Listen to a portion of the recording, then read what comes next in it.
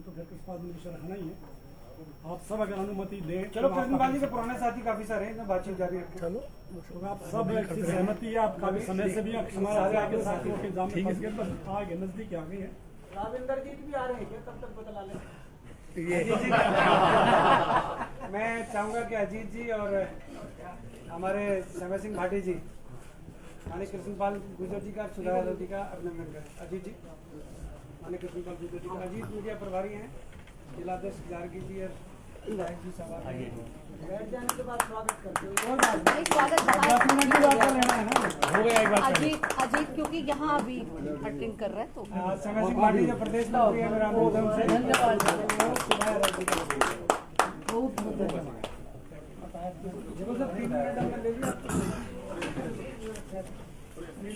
हमारे जिला के महामंत्री जी और अन्य पदाधिकारी हैं, सबका इंट्रोडक्शन मोस्टली हो गया। करवा दो। अच्छे सारे पत्रकार समझ रहे हैं, हम टाइम खींच रहे हैं। वो ना समझ रहे हैं तो आप याद रखते रहो, आप बात करो।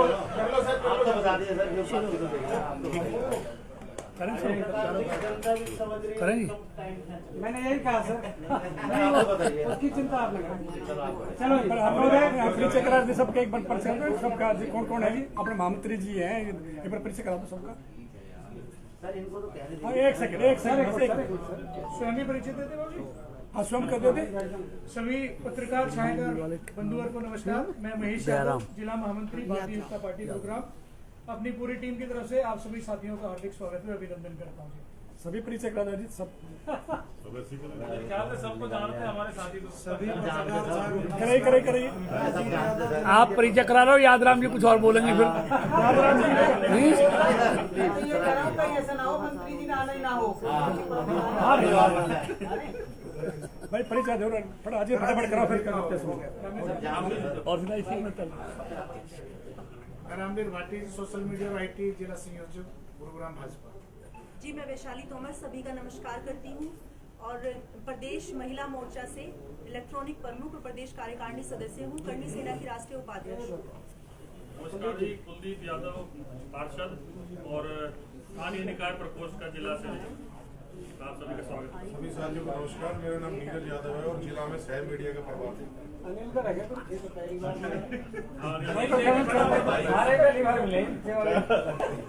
अनिल यादव जी, प्रदेश सह संयोजक स्थानीय निकाय प्रकोष्ठ हरियाणा। धन्यवाद कुमार जी।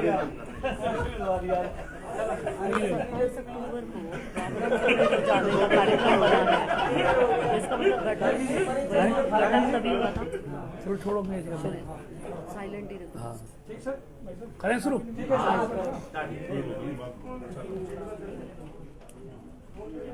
आज की इस प्रेस वार्ता में सभी पत्रकार और छायाकार बंधुओं का हार्दिक अभिनंदन। मित्रों, जैसे आप जानते हैं कि हरियाणा की सरकार को बने हुए 7 वर्ष हो गए हैं, केंद्र की सरकार को 7.5 वर्ष, और हरियाणा में आदरणीय मुख्यमंत्री मनोहर लाल जी के नेतृत्व में जो व्यवस्था परिवर्तन हरियाणा के लोगों ने देखा है और जिसके आप चश्मदीद गवाह हैं, उसका कुछ वाक्यों में उसका वर्णन करना बड़ा मुश्किल है। अनेक ऐसे ऐतिहासिक कीर्तिमान हरियाणा में स्थापित किए हैं, ये कमाल किए हैं सरकार ने। अगर सबकी चर्चा करेंगे तो बहुत समय लगेगा और उतना छप भी नहीं पाएगा। लेकिन मुख्य जो 7 बेहतरीन काम मनोहर जी की सरकार ने हरियाणा में किए हैं, मैं उनकी तरफ आपका ध्यान आकृष्ट करना चाहूंगा।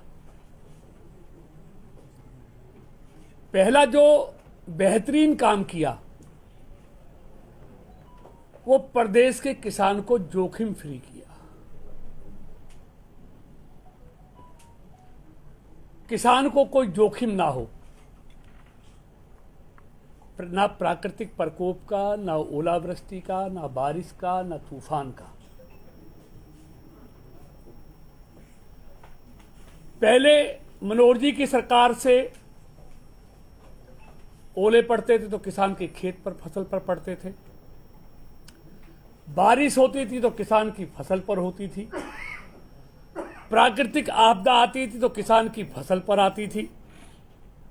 लेकिन मनोहर जी की सरकार ने वो सारे जोखिम, वो सारे ओले, सारे बारिश, सारी प्राकृतिक आपदा वो हरियाणा सरकार के खजाने पर ले ली कि अगर ओले पड़ेंगे तो सरकार के खजाने पर पड़ेंगे,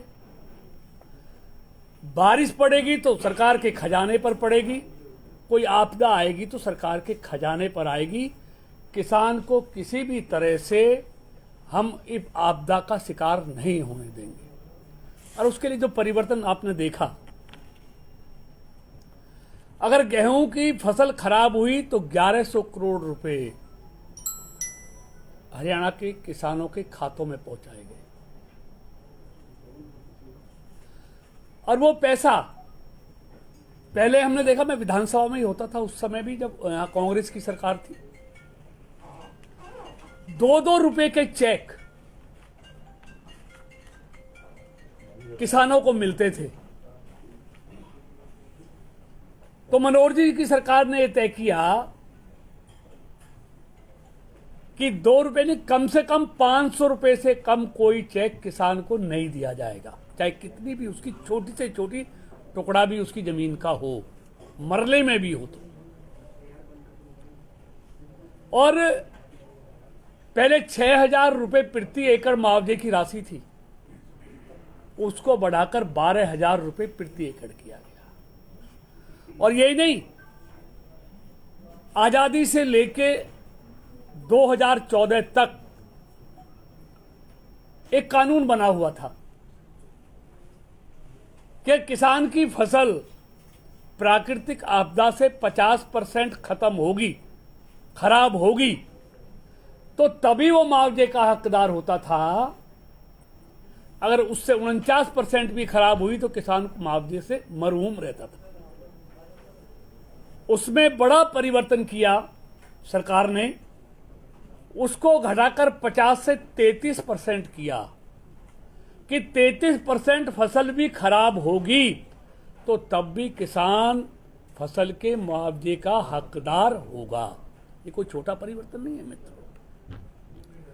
ऐसे ही पहले फसलों का बीमा होता था,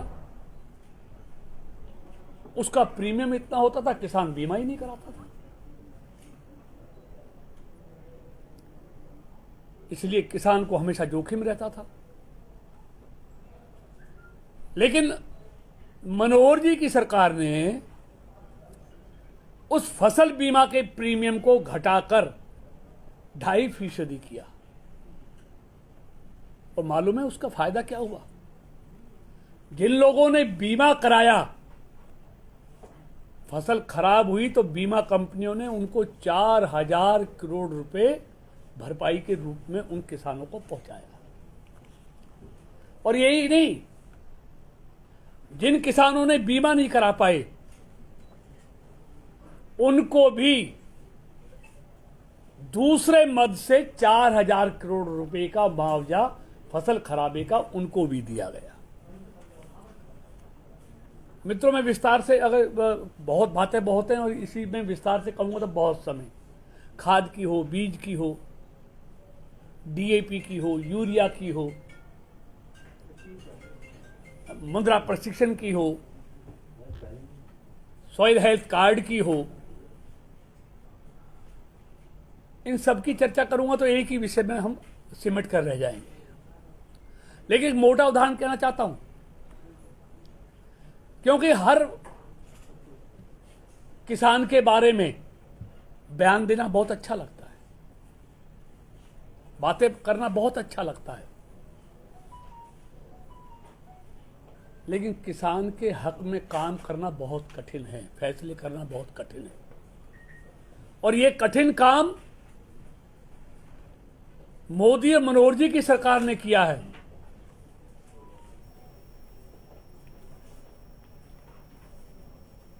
आप देखेंगे डीएपी को ले लें आप, 2013 में जरा याद करो, मुझे आज भी याद है, डीएपी का रेट 400 रुपए प्रति बोरी होता था, प्रति कट्टा। और 2013 में ही एक साल के अंदर कांग्रेस जब केंद्र में और प्रदेश में सरकार में थी, वो बढ़कर 1200 रुपए हो गया, 1200 रुपए प्रति बोरी, प्रति कट्टा। लेकिन किसी ने नहीं सुना, किसान चिल्लाता रहा, कोई रेट कम नहीं किया। जो आज किसानों की बात कर रहे हैं, जरा उनसे पूछना कि आपके राज्य में एक साल में 400 से 1200 रुपए कट्टे हो गया, 3 गुना महंगा हो गया, तब आपको किसानों की चिंता नहीं हुई? लेकिन 2014 से लेके आज 2021 तक भी, जबकि अंतर्राष्ट्रीय बाजार में सारी कीमतें बढ़ गई हैं, दुगनी कीमतें हो गई हैं हर चीज की, ये डीएपी भी 1200 से 2400 को हो गया है। लेकिन मोदी जी की सरकार ने एक झटके में ही जो 500 रुपए सब्सिडी थी उसको बढ़ाकर 1200 रुपए सब्सिडी कर दी। और आज भी 7.5 साल के बाद भी डीएपी किसानों को 1200 रुपए में मिल रहा है। 14,000 करोड़ जो बढ़ोतरी का इन 7 सालों में हुआ, सरकार के खजाने से सब्सिडी के रूप में दिया गया, 14,000 करोड़। अब इन पे मैं जितनी चर्चा करूं उतना कम है। लेकिन दूसरा सबसे बड़ा काम किया, पहले मैंने आप कर दिया, उसमें बहुत चीजें हैं बोलने के लिए, लेकिन उतना स्पेस ना आपके पास होगा, ना उतना आप लिख पाएंगे। दूसरा, किसान की फसल की खरीद, हरियाणा उसमें सबसे आगे है।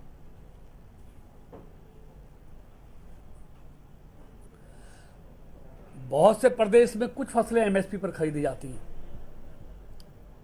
लेकिन हरियाणा एकमात्र ऐसा राज्य है जहां 12 फसलें एमएसपी पर खरीदने का काम मनोहर जी की सरकार ने किया। एमएसपी भी बढ़ा कर दी। कांग्रेस के राज से आप निकाल लीजिए, अब तो सब चीज वो कह रहे हैं प्रत्यक्ष को प्रमाण की जरूरत नहीं होती, सब चीज आपको सब नेट पे पड़ी हुई है, निकाल सकते हैं, मेरे कहने से कुछ नहीं होगा। पैसा भी उनसे ज्यादा दिया, खरीद भी उनसे ज्यादा की, दुगनी की, 12 फसलों की। और सिर्फ खरीद नहीं की, अगर खरीद की तो 72 घंटे में उसकी पेमेंट देने का काम भी किया। अगर किसी कारण से 72 घंटे में पेमेंट नहीं हुई तो 9% उस पर ब्याज भी दिया। रबी की फसल पे 1 करोड़ ब्याज दिया किसानों को। तो समय पर खरीद करना, समय पर पेमेंट करना, लेट हो जाए पेमेंट तो 9% ब्याज देना। और मोदी जी ने कल मनोहर सरकार की ऐसे ही तारीफ नहीं की। अगर उन्होंने 5 दशक में सबसे बेहतरीन सरकार मनोहर जी की सरकार को बताया है, तो सरकार ने कुछ कर दिखाया है, इसलिए कहा गया है। मित्रों, इसके अलावा आप देखेंगे 7,000 करोड़ की लागत से गन्नौर में बागवानी केंद्र की स्थापना की जा रही है।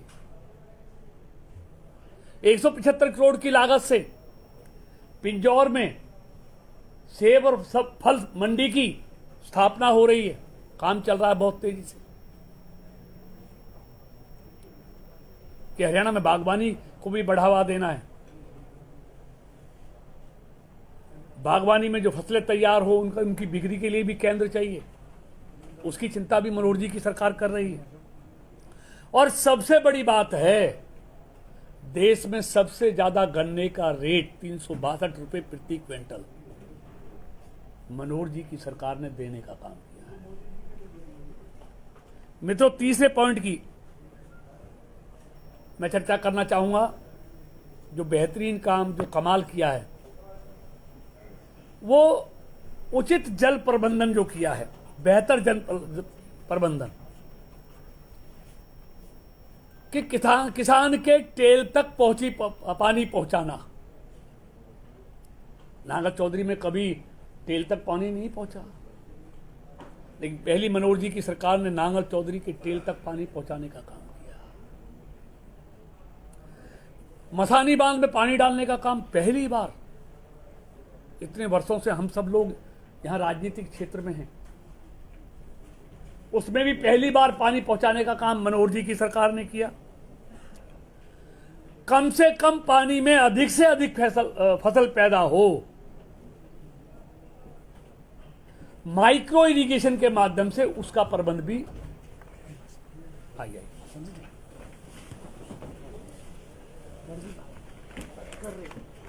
मनोहर जी की सरकार ने किया। आओ अब आप, मैं बोलूं फिर आप बोलिए, नहीं पहले आपसे बुलवाना।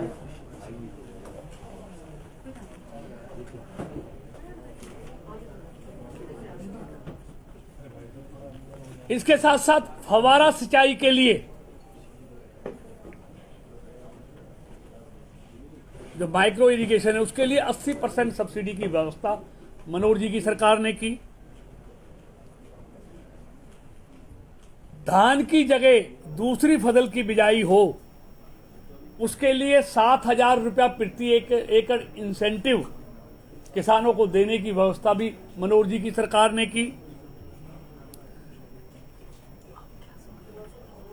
फव्वारा सिंचाई के लिए 80% सब्सिडी मैंने आपको बता दिया। इसके अलावा मेरा पानी मेरी विरासत योजना के अंतर्गत बाजरे की जगह दलहन और तिलहन की खेती करने पर 4,000 रुपये प्रति एकड़ देने की व्यवस्था भी मनोहर जी की सरकार ने शुरू की कि हम खेतियों में विविधता की तरफ जाना चाहिए। सौर ऊर्जा पंप पर 85% सब्सिडी की व्यवस्था किसानों के लिए मनोहर जी की सरकार ने की। जो चौथा पॉइंट है, जो और बेहतरीन काम मनोहर जी की सरकार ने किया, वो सुराज और पारदर्शी शासन व्यवस्था। आप देखेंगे सारा सिस्टम ऑनलाइन कर दिया गया। अब किसी को कार्यालय में जाने की जरूरत नहीं, घर बैठे सारा आपको वहीं पर सारा रिकॉर्ड मिल जाएगा। आप घर बैठे ही आप किसी भी चीज़ के, नौजवान रोजगार के लिए उसके लिए एक पोर्टल शुरू कर दिया, ना उनको जाना पड़ेगा, ना खर्चा करना पड़ेगा, ना उनका समय भी बचेगा।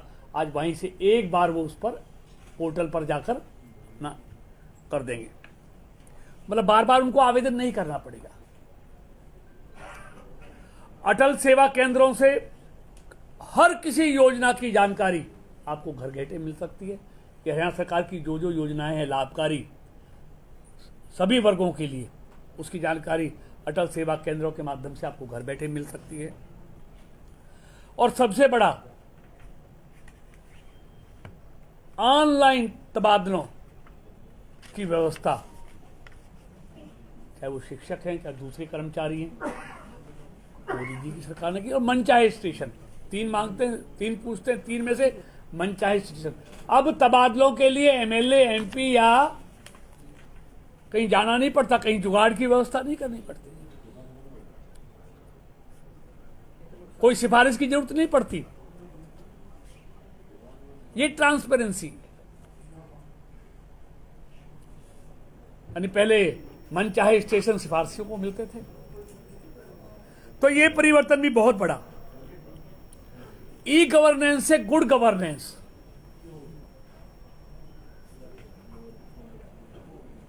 मनोहर जी की सरकार ने की। ई ऑफिस की शुरुआत भी मनोहर जी की सरकार ने 120 विभागों में 22 जिलों के डीसी कार्यालयों में,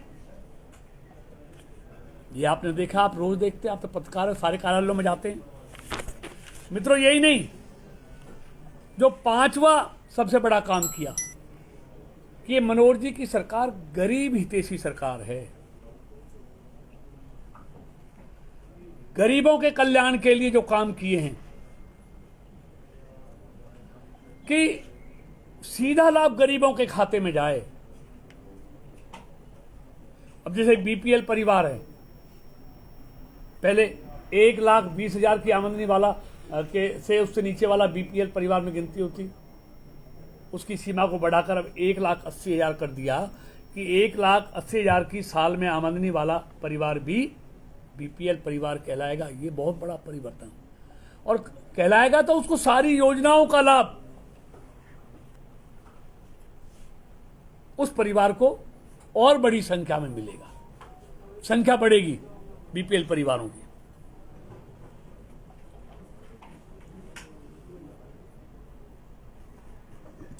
अब आप देखेंगे कोरोना में जो हमारे गरीब परिवार थे, उनके लिए मनोहर जी की सरकार ने 7,000 रुपये कोरोना पीड़ित के लिए इलाज के लिए व्यवस्था कराई, हेल्थ किट उन तक पहुंचवाई, और रेहड़ी वालों के लिए बगैर गारंटी के 10,000 का लोन, कोई गारंटी नहीं। जो रेहड़ी वाले सुबह शाम तक फल की सब्जी की रेहड़ी लगाते हैं, कितने मोटे ब्याज पर लोगों से, प्राइवेट लोगों से पैसा लेते हैं, उनके लिए बगैर गारंटी के 10,000 का लोन। गरीब परिवारों के मरम्मत के लिए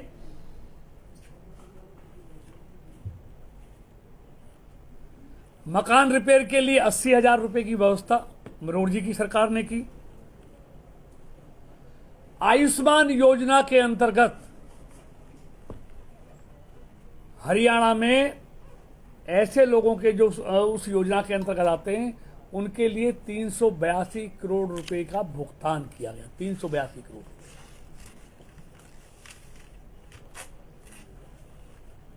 ये तो आपको मालूम है सबको, आज हरियाणा की पहचान पूरे देश में मेरिट पर, योग्यता पर रोजगार देने, नौकरी देने की सरकार की बन गई है। हरियाणा की अलग पहचान पूरे देश में बनी है, योग्यता के आधार पर नौकरी देने की, बगैर किसी सिफारिश के, बगैर किसी जुगाड़ के। ना एमएलए की जरूरत, ना एमपी की जरूरत, ना सिफारिश की जरूरत। और इसका फायदा क्या हुआ? पिछली सरकारों ने जो योग्य बच्चे थे, उनकी पढ़ने में रुचि कम हो गई थी, इसलिए कि पढ़ने से क्या होगा? जब सिफारिश और जुगाड़ से नौकरी मिलेगी तो पढ़ने में से फायदा क्या है?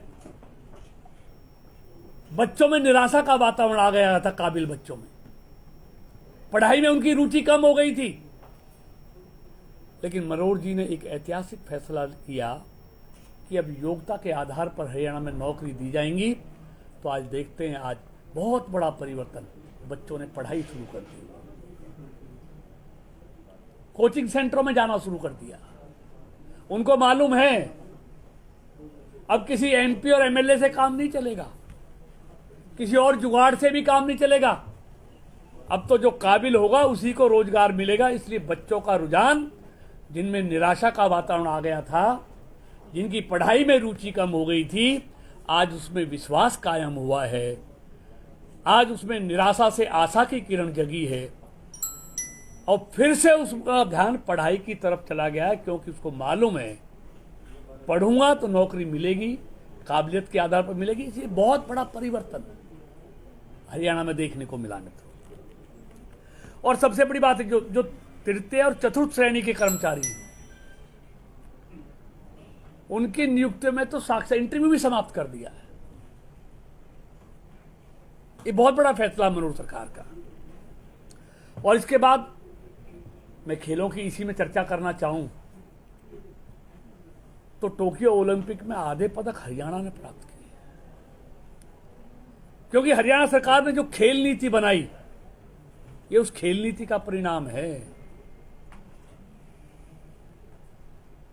कि गोल्ड मेडलिस्ट को 6 करोड़, सिल्वर मेडलिस्ट को 4 करोड़ और ब्रॉन्ज मेडलिस्ट को 2.5 करोड़, साथ में ए ग्रेड की नौकरी, साथ में रहने के लिए प्लॉट। देखिए, अगर खिलाड़ियों को हम सारी सुविधाएं नहीं देंगे तो कहां से अच्छे खिलाड़ी आएंगे? क्रिकेट वाले को तो बहुत मिलता है इस देश में, लेकिन दूसरे खेल वालों को नहीं मिलेगा तो कैसे अच्छे खिलाड़ी हिंदुस्तान में पैदा होंगे। तो ये हरियाणा सरकार की, मनोहर सरकार की खेल नीति का परिणाम है कि टोक्यो ओलंपिक में जो पदक देश को मिले उसमें आधे पदक हरियाणा के नौजवानों जीत कर लाए, हमारे बेटे और बेटियां जीत कर लाए। एक खेल नीति का परिणाम है मित्रों। ऐसे ही जो हॉकी टीम थी, कितना अच्छा प्रदर्शन महिला हॉकी टीम ने टोक्यो ओलंपिक में किया। उनके लिए भी टीम की प्रत्येक सदस्य के लिए, खिलाड़ी के लिए 50-50 लाख रुपए हरियाणा सरकार ने दिए। तो इसके साथ साथ जो अंतिम जो 7वां पॉइंट है, सामाजिक सुरक्षा में हरियाणा अग्रणी है। चाहे वो केंद्र सरकार की योजना है, उनका किस तरह से इम्प्लीमेंटेशन हरियाणा में हुआ है, चाहे जनधन योजना है, जीवन ज्योति योजना है, मातृत्व योजना है, गरीबों को मुफ्त में अन्न देने की योजना है, स्कूलों में भोजन और दूध देने की योजना है, चाहे आयुष्मान भारत की योजना है, उसको हरियाणा में बहुत बेहतरीन ढंग से लागू किया गया है। आज हर व्यक्ति उस योजना का लाभ ले रहा है, जो भी पात्र व्यक्ति है वो उस योजना का लाभ ले रहा है। अब आप देखेंगे हमारे यहां पर प्रदेश में 17,90,805 बुजुर्गों को प्रति माह 2500 रुपये पेंशन देने का काम हरियाणा सरकार कर रही है। इसी तरह विधवाओं को, जिनके सिर से सहारा चला गया, उनको भी 2500 रुपये प्रति माह पेंशन दी जा रही है। 1,77,626 जो दिव्यांगजन हैं उनको भी 2500 रुपये प्रति माह पेंशन दी जा रही है। 37,677 महिलाओं को प्रति माह 2500 रुपये लाडली सुरक्षा पेंशन दी जा रही है।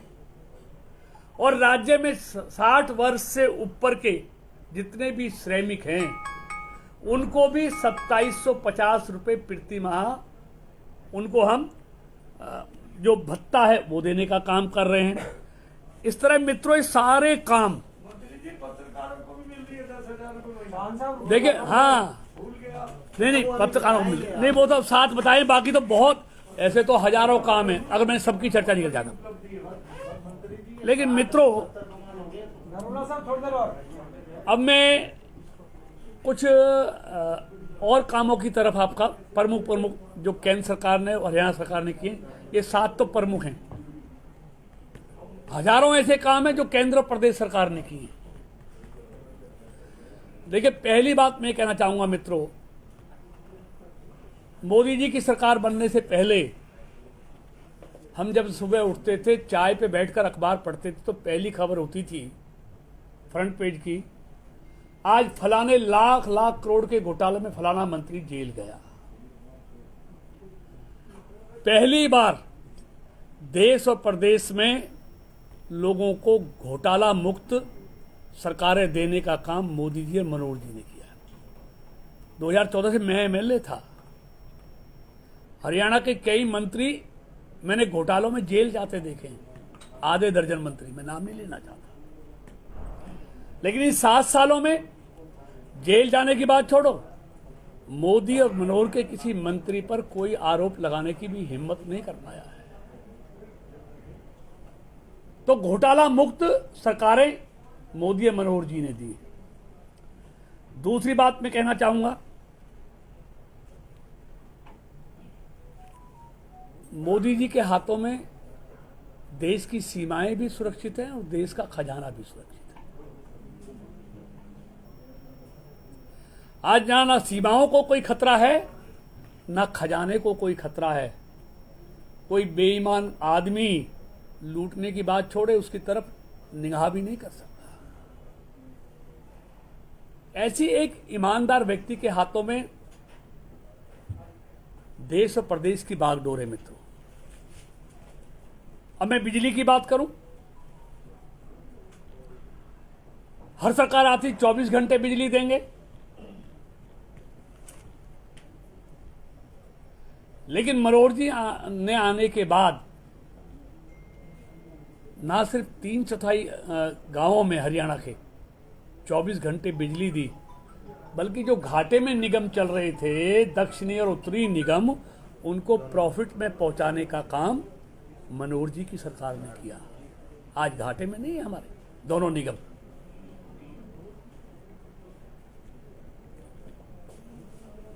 क्योंकि केंद्र सरकार, क्योंकि विभाग मेरे पास है, जब हम उनका एनालिसिस करते हैं और पूरे देश के हर डिस्कॉम का हमने एनालिसिस किया है, आपको जानकर खुशी होगी कि आज हरियाणा उन 3-4 राज्यों में अग्रणी है। दक्षिणी हरियाणा A+ में है और उत्तरी हरियाणा A में है, और टॉप के राज्यों में जिन्होंने इतना बिजली का सुधारीकरण किया है, निगमों को घाटे से उभारा है, प्रॉफिट में लेके आए, बिजली भी दिए और घाटा भी कम किया है। मोदी जी ने मनोहर जी की तारीफ ऐसे ही नहीं की। सेक्स रेशो की बात करूं तो आप सब देखते हैं सेक्स रेशो किस तरह हरियाणा में बढ़ा है। तो कल जो देश के प्रधानमंत्री जी ने अब तक की सर्वश्रेष्ठ सरकार हरियाणा में मनोहर जी को कहा है, तो उसके पीछे एक एक कारण है जो मैं बता रहा हूं।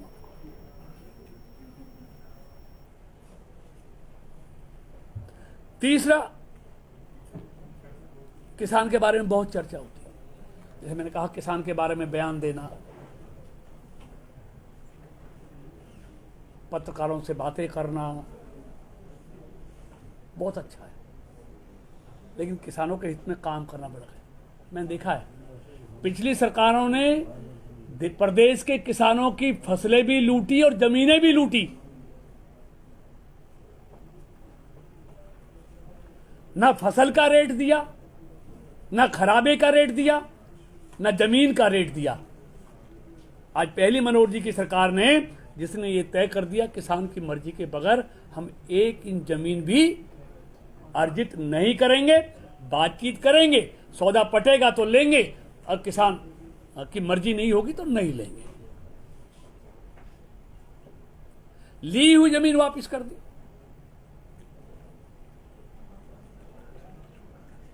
यानी सेक्शन 4 और 6 लगाकर 9 लगाकर लूट कर जिनकी चाहनी थी उनकी छुटती थी, जिनकी नहीं चाहती थी उनकी नहीं छुटती थी। आज पूरे देश में हाईवे देखिए, 8-9 किलोमीटर प्रति 2014 प्रति दिन बनते थे, 8-9 किलोमीटर, आज 35 किलोमीटर प्रति दिन बनते हैं। और आप देश के सब हिस्से में जाते तो आप देखते हैं हाईवेज की सूरत कैसे बदली है।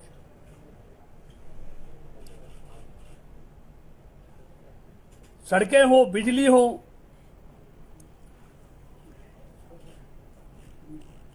और जो किसान बिल के बारे में कहते हैं, किसान को अपनी मर्जी का मालिक बनाना कोई बुरी बात है क्या? ये मोदी और बीजेपी विरोधी जो किसान संगठन है, जिनको ये सरकार ना किसान पसंद है ना ये सरकार पसंद है।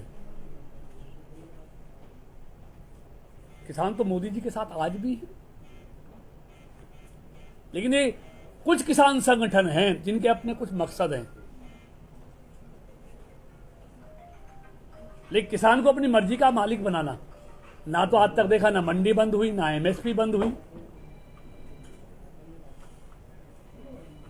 आज भी एमएसपी पर खरीद है, आज भी हजारों मंडियां नई बन रही हैं। और फिर ये कानून किसी पर जबरदस्ती ना, किसी ने मानना हो तो माने, ना माने तो ना माने, कोई जबरदस्ती उसके लिए बाउंड भी नहीं है कोई।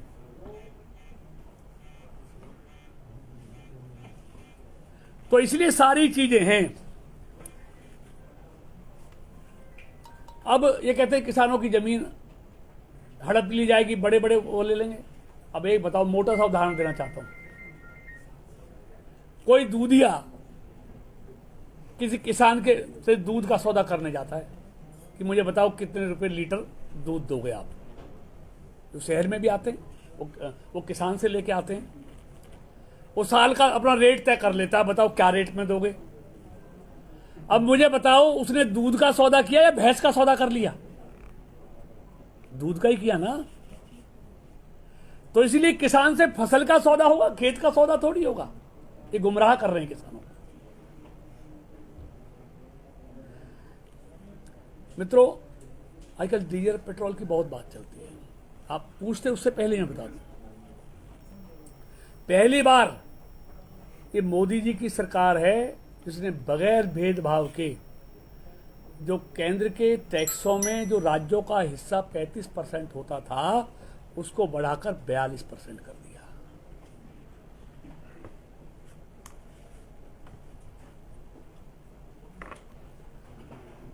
आज जीएसटी में लाने का विरोध कौन कर रहे हैं? जो कांग्रेस शासित राज्य है वो भी, हर राज्य कर रहा है। हर राज्य उसका विरोध करना, अपना हिस्सा नहीं छोड़ना चाहता। आज वैट जितना टैक्स केंद्र लेता है उतना ही टैक्स राज्य सरकार ले वैट के रूप में लेते हैं।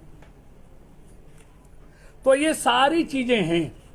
लेकिन अंत में मैं कहना चाहूंगा, हमने गांव गांव को स्वच्छ भारत से उनको खुले में शौच से मुक्त किया है इन 5 साल में। गांव गांव में हमने फाइबर केबल पहुंचाकर इंटरनेट से गांवों को जोड़, 2014 से पहले 65 गांव थे जिनको इंटरनेट से जोड़ा गया था फाइबर केबल से। आज लाखों गांवों को हमने इंटरनेट से फाइबर केबल से जोड़ दिया। जल जीवन मिशन से इतना बड़ा बजट दिया है कि हर घर में नल और नल में जल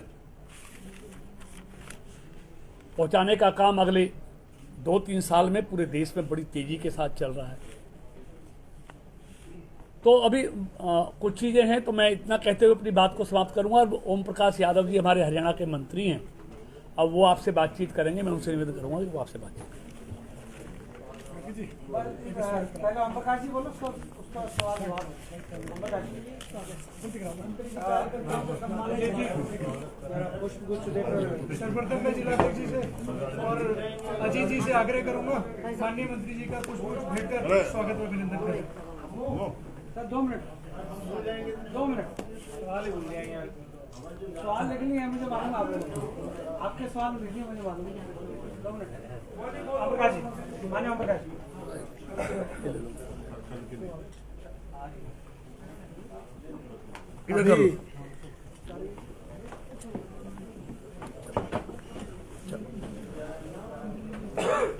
आप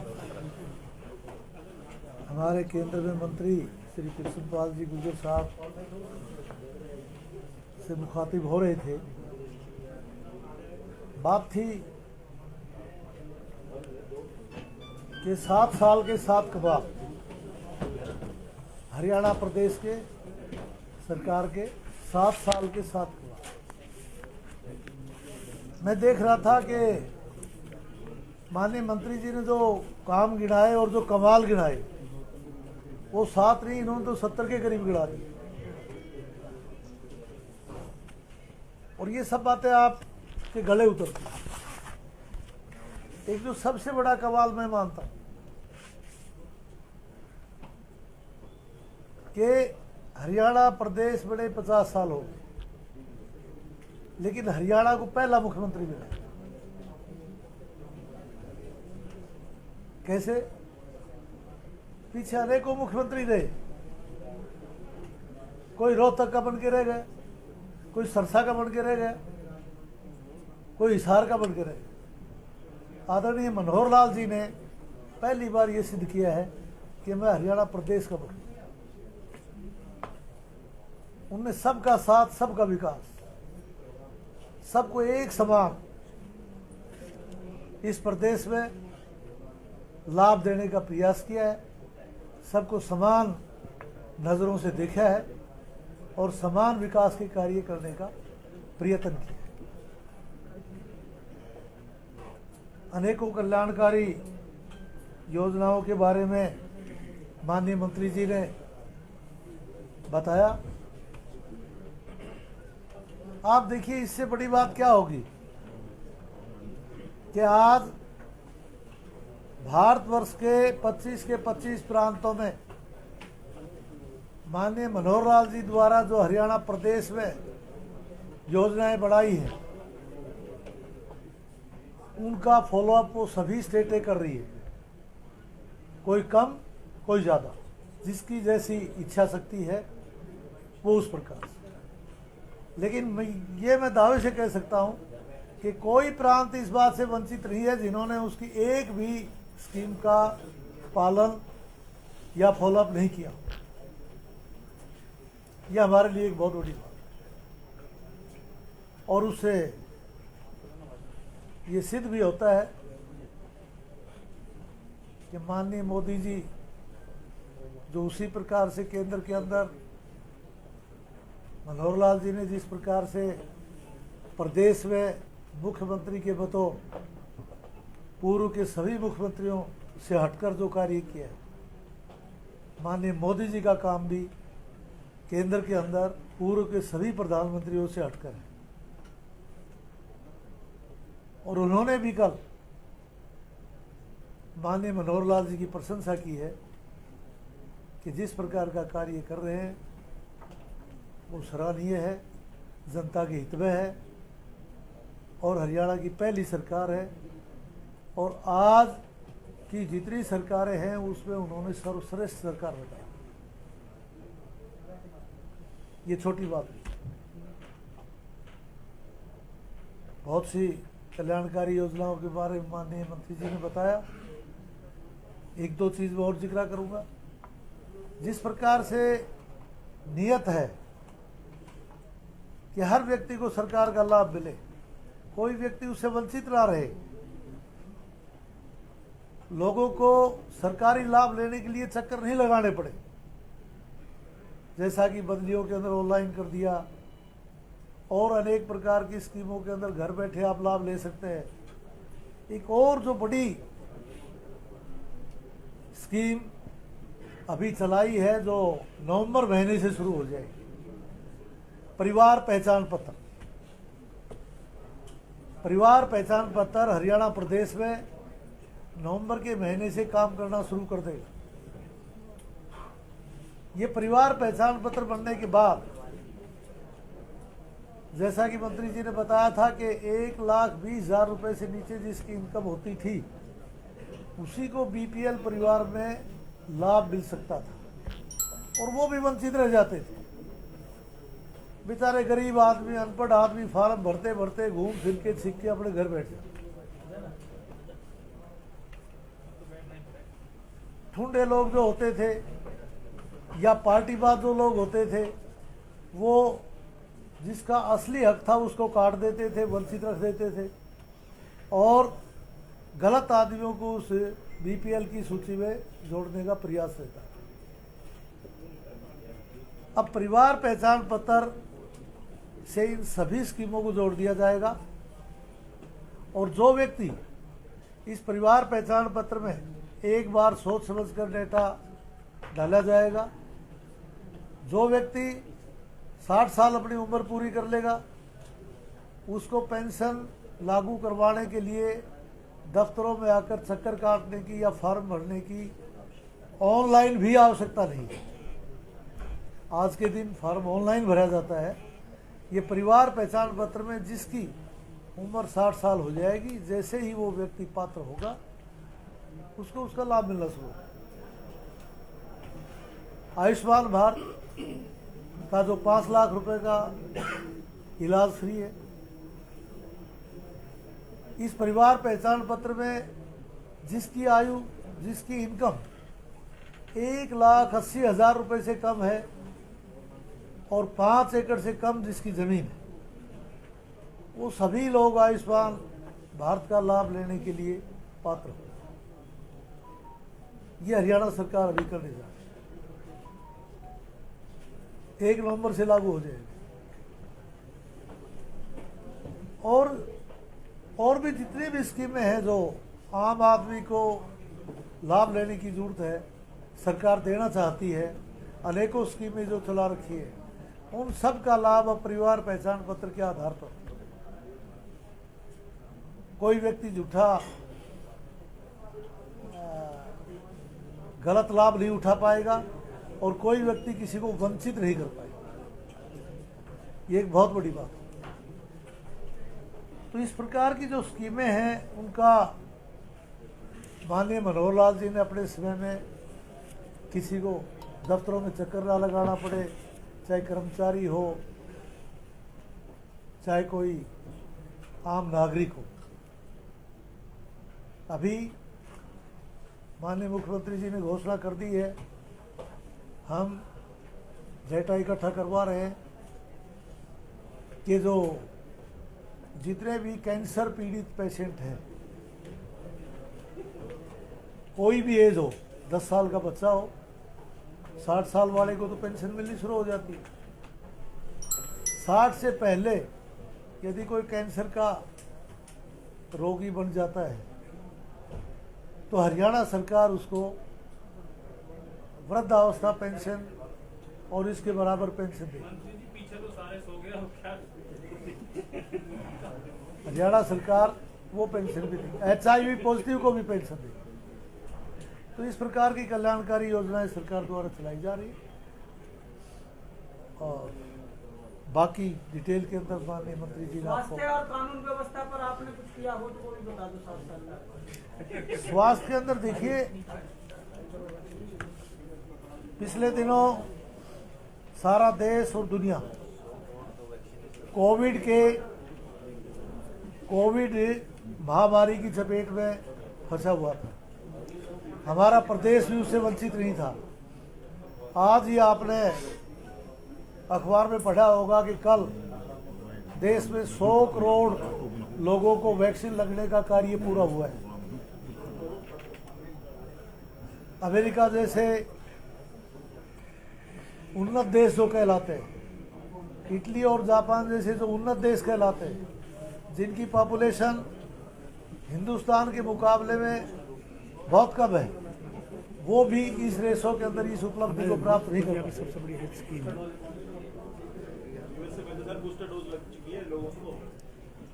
मेरा कहने का मतलब कि उन्नत देशों के मुकाबले में भी मेरी बात सुनिए, आप USA की बात कर रहे हैं तो जहाँ आबादी की बात 30 करोड़ आबादी है, यहाँ 135 करोड़ आबादी है, या उसको भी ध्यान रखिए। हाँ, सवाल कर लो। सबसे बड़ा सवाल ये है, जैसे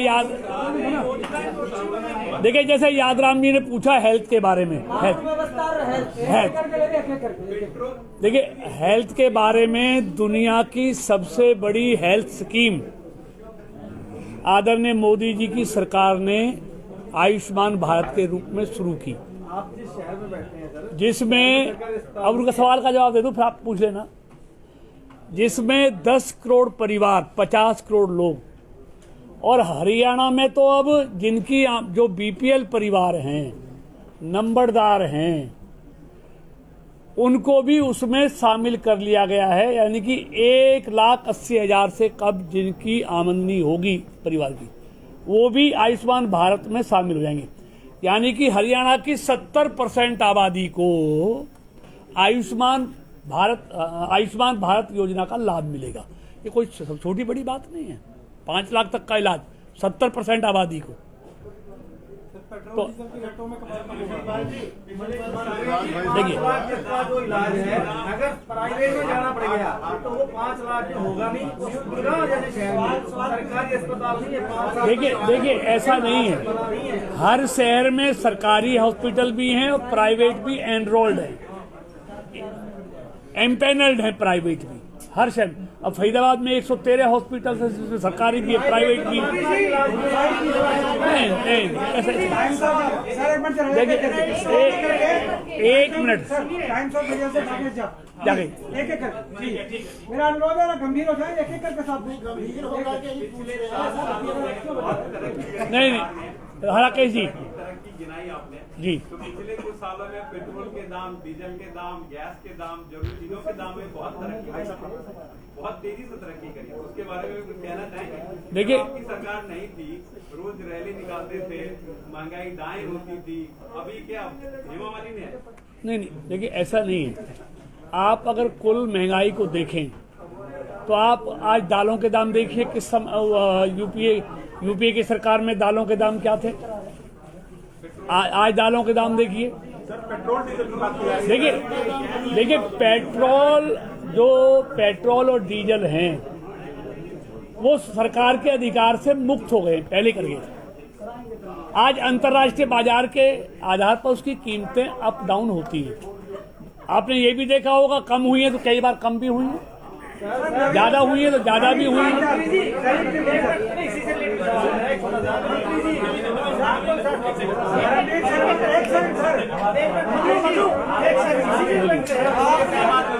अब एक एक पूछ लीजिए।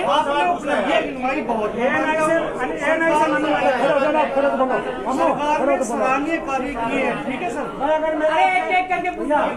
एक एक पूछ लेना, सबका जवाब हो जाएगा। मनु भाई साहब आप पूछ लो पहले। ऐसे मनु में मनु जी। सरकार ने सराहनीय कार्य किए मानते हैं, लेकिन प्रशासन तो बेलगाम है, उनके ऊपर निगरानी कौन करेगा? भ्रष्टाचार गुड़गांव में सबसे ज्यादा जिला प्रशासन की तरफ से हो रहा है। आप कह रहे हो 10,000 रुपए बीपीएल परिवार को दिए जा रहे हैं मेंटेनेंस के, यहाँ 1 लेंटर के 1 लाख रुपए से ज्यादा पब्लिक से लिए जा रहे हैं। विषय वही है कि भ्रष्टाचार पर कौन ध्यान देगा? भ्रष्टाचार बड़ा है। चलो देखिए 7 बातें आपने कही, 7 पर आधारित जी। मान लीजिए आपकी बातें सारी सही है। करीब 1 साल से हरियाणा के 1/3 जिलों में, मतलब करीब आप मान लीजिए कि 17-18 जिलों में हरियाणा सरकार जा क्यों नहीं पा रही है? मुख्यमंत्री आप और बाकी सारे मंत्री अपने साथ क्या कह रहे हैं, मतलब लोगों के बीच में? 17-18 जिलों में क्यों नहीं जा पा रहे? देखिए, एक तो पहले मैं उनका अपने एएनआई के मित्र हैं उनकी बात का जवाब दे दूं। देखिए, भ्रष्टाचार कैसे समाप्त किया जाता है ये मोदी सरकार से सीखा जाए, किसी को भी सीखना है। इस देश में एक ऐसा प्रधानमंत्री आपने देखा जिसने प्रधानमंत्री रहते हुए कहा कि 1 रुपया भेजता हूं, नीचे तक 15 पैसे जाता है। और आज आपने देश में ऐसा प्रधानमंत्री दिया है, वो अगर किसान के खाते में 2,000 भेजता है तो 1 पैसा भी कम नहीं जाता, 2,000 जाता है। तो ये भ्रष्टाचार समाप्त करने के लिए मोदी सरकार ने बहुत उपाय किए, डीबीटी के माध्यम से। कोरोना में 20 करोड़ महिलाओं को उन्होंने 3 महीने तक 500 रुपए उनके खाते में पहुंचाए, तो 500 रुपए ही उसको मिले, 1 पैसा कम भी नहीं मिला।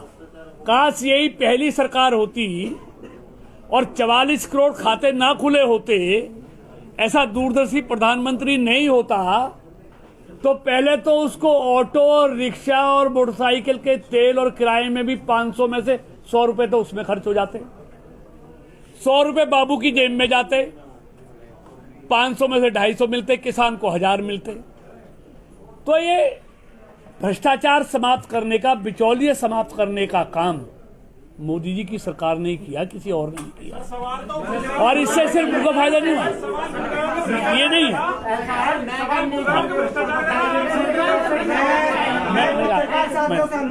तो इसलिए सिस्टम को, आज के विषय पर सुनो भैया, तो सिस्टम को सुधारने का काम, आज के विषय पर जो सवाल आपको पूछना है पूछिएगा। आज का जो विषय उस पर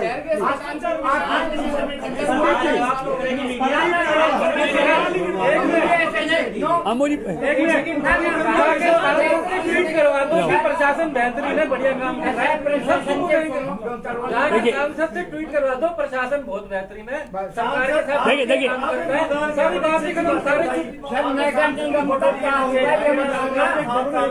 नगर निगम में जितना भ्रष्टाचार है, जितना है कि कौन क्या है, अरबों खरबों रुपया हर साल लगता है। उसके बाद में हालात क्या होते हैं आपके सामने है। विधायक बैठे ये कंप्लेन करते हुए सब करते हैं, उसके बाद इन पे न पड़ता कोई भी असर। और आप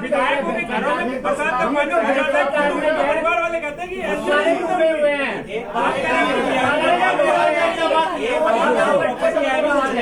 अब लोकल इश्यू आ गए, लोकल इश्यू आ गए। कोई काम नहीं हो रहा है। तोमर साहब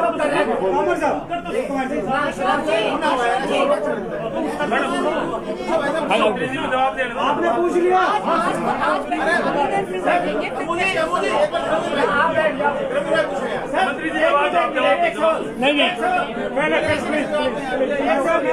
नहीं नहीं देखिए यार गंभीरता दिखाना, आप सब लोग गंभीरता दिखा प्लीज।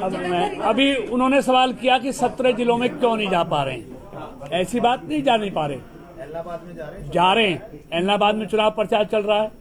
कल ही मुख्यमंत्री जी और हमारे कल झज्जर होके आए हैं जगह जगह। लेकिन कुछ अराजक तत्व हैं, अराजकता फैलाने वाले संगठन हैं जो जनता की वोट की चोट से घायल हैं, जिनको ये सरकार पसंद नहीं है।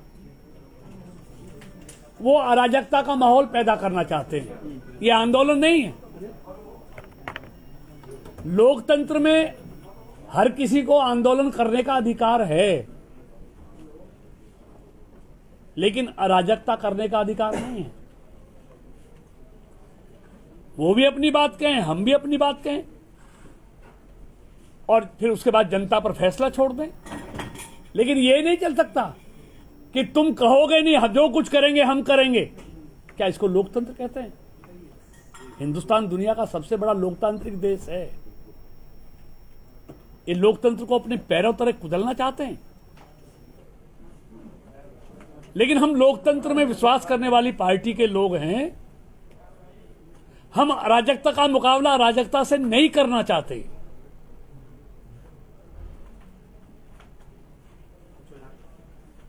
और बताइए।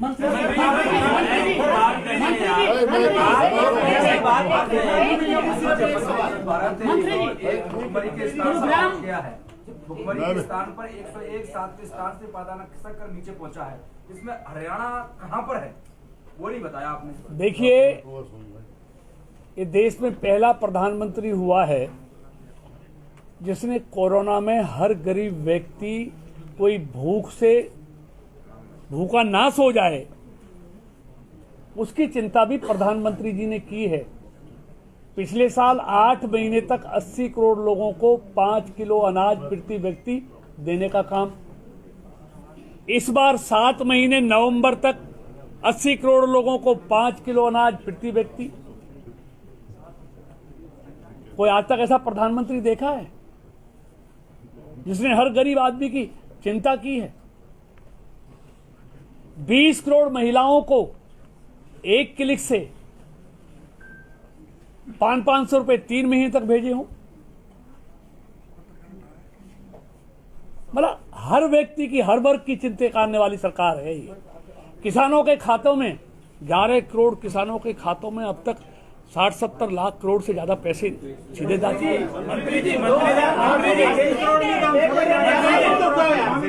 2008 से लेकर के 2014 तक इन 7 सालों में जो कच्चा तेल था वो 100 पैसे और 140 रुपए डॉलर प्रति बैरल रहा है, और जो पेट्रोल डीजल के रेट थे वो 44 रुपए से लेकर 75 रुपए तक थे। 2015 से लेकर और 2021 तक 75 डॉलर प्रति बैरल से ऊपर नहीं गया रेट। अब 85 हुआ है इस महीने। उसके बावजूद भी आपके राज्य में जो पेट्रोल डीजल है दोनों ही 100 रुपए के पार हैं। देखिए, मैं एक बात बता दूं, इस देश के लोगों को मोदी जी पर पूरा विश्वास है कि जो टैक्स के रूप में, बात सुनिए, जो टैक्स के रूप में, बात सुनिए, जो टैक्स के रूप में पैसा जाता है, देखिए मेरी बात सुनिए, अब मेरा उत्तर सुन लो मेरे भाई, अब मेरा उत्तर तो सुन लो। अब आपने सवाल किया तो मेरा एक उत्तर सुन। देखिए मेरा उत्तर सुन लीजिए, जरा याद करो। देखिए, अब आपकी सुन ली मैंने, मेरे भी उत्तर सुन लो। जो आपकी मर्जी वो छाप देना, फिर उसमें तो हमारा कोई बस ही नहीं चलेगा। पेट्रोल डीजल पे मैं बता रहा हूँ, आप जरा याद करो 2014 से पहले गैस का सिलेंडर 400 रुपए कीमत थी, आपको याद है ना? मेरी बात सुनो, मैं ये उससे इंकार नहीं कर रहा।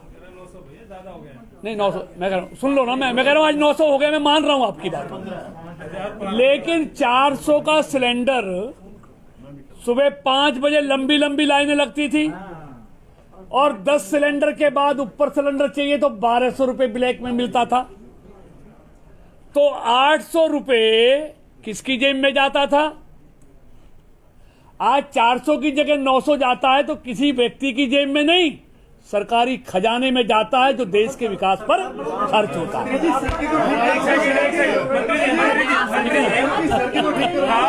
राविंदर सिंह ये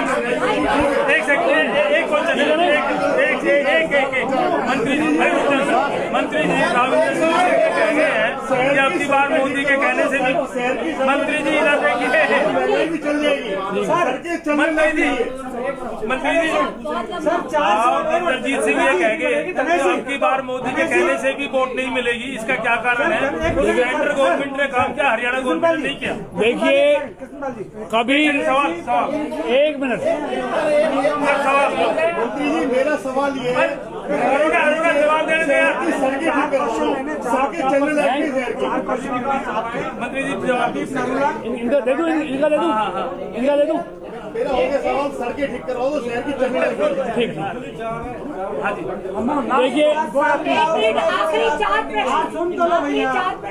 देखिए भाई साहब ने पूछा है, राव साहब हमारी पार्टी के, देखिए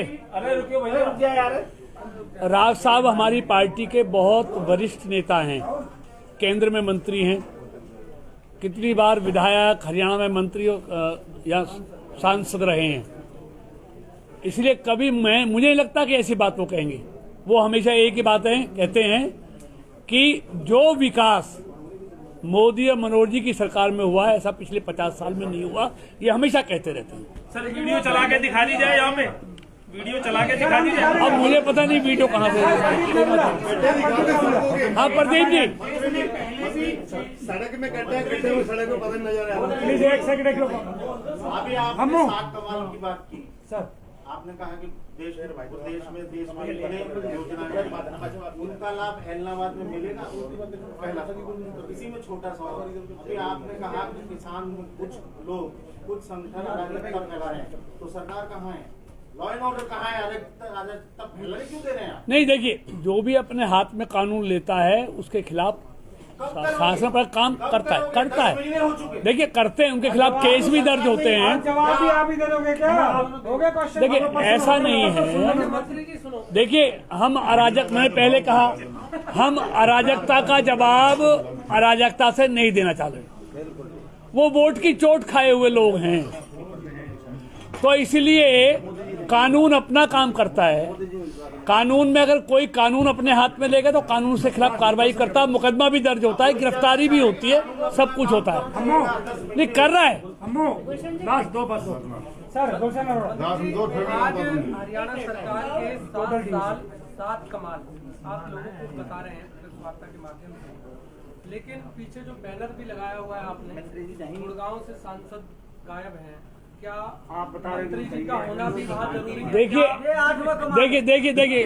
नहीं देखिए, वो हमारी पार्टी के बहुत वरिष्ठ नेता हैं, हर नहीं, और उनकी ड्यूटी भी जैसे आज गुड़गांव में मेरी ओम प्रकाश जी की लगी है, पार्टी के कार्यक्रमों में उनकी भी ड्यूटी हरियाणा के दूसरे जिलों में लगती है। तो ऐसा नहीं है कि सबको एक जगह ही भेजना होता, पार्टी हर जगह अलग, जहाँ जहाँ जिसको भेजती है पार्टी ड्यूटी लगाती है, उनकी भी ड्यूटी है। फरीदाबाद में आज संदीप जोशी जी हैं। सर गुरुग्राम में खुले में नमाज का मामला काफी गर्माता जा रहा है, काफी दिनों से चल रहा है। आज की स्थिति सेक्टर 12 में ऐसी थी कि वहाँ बड़ी भयावह स्थिति थी, पुलिस लाचार सामने आ रही थी। क्या वजह है कि सरकार कोई अच्छा स्टेप नहीं उठाती जिस वजह से ये मामला कहीं बड़ा ना हो जाए, कोई बड़ी घटना ना हो जाए? इसका कुछ क्यों नहीं लगाया? देखिए सरकार ने, प्रशासन ने कुछ स्थान चिन्हित कर रखे हैं, और मेरा सबसे अनुरोध है कि जो सरकार ने और प्रशासन ने जगह चिन्हित की हैं, लोगों को वहीं पर कानून का पालन करना चाहिए। उन्हीं स्थानों पर नमाज या कोई किसी को पूजा करनी है तो उन स्थानों पर करनी चाहिए।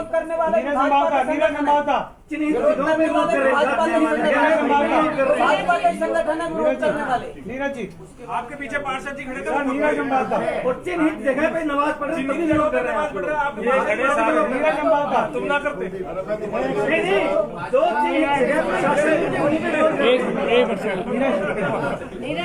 एक नाम क्या जी? मोदी साहब ने सीएम सीएम साहब की तारीफ करी है अभी, तो बीजेपी सरकार ने 2 राज्यों में मुख्यमंत्री बदले हैं, तो तारीफ करना लगभग जो बात चल रही थी कि सीएम साहब को हटाएंगे, दूसरी बात आएगी दूसरे। नहीं, ये हमने तो कभी सुना नहीं, कहीं चर्चा भी नहीं है इस बात की। ये आपसे सुन रहे हैं, ऐसा कभी हरियाणा में कोई चर्चा नहीं। कुल मिलाकर ठीक ठाक है सब हरियाणा। बहुत बेहतरीन सरकार काम कर रही है, मनोहर जी के नेतृत्व में बहुत ऐसे काम कर रही है। आओ खाना खाते हैं, आओ